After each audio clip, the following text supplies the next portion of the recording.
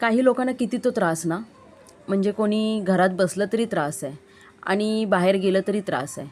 स्वतः तर घरातच बसून असतात, पण तरी पण दुसऱ्यांच्या उठाठेव करायला यांना वेळच पुरत नाही. जसं या बाबतीत माझं झालेलं आहे. म्हणजे मी आता पहिल्यापासून ब्युटिशियन आहे, तर माझं पार्लरचं काम व्यवस्थित चालू असतं.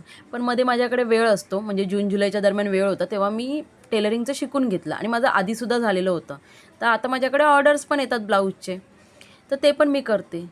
तर यांना एवढ्या चौकशा, "अरे, तू तर पार्लरचं पण करतेस ना आणि तू टेलरिंगचं पण करतेस. किती कमवणार? किती हे करणार?" अरे बाबा, कमवते मी, माझं माझं कमवते. मी थोडी तुमच्यावरती टाकलं आहे बाबा तुम्ही करून द्या मला करून, की मी तुमच्याकडे हात पसरते. मी माझं आपलं कमवते, वेळ माझा, मेहनत माझी, सगळं माझं. मी माझं ॲडजस्ट करते. पण नाही, यांना उचापत्या करायला वेळच मिळत नाही आहे.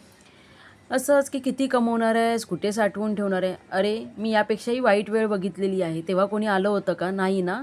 तेव्हा माझं माझं मीच केलं ना. या कामातूनच सगळं वर आणलं आहे ना मी.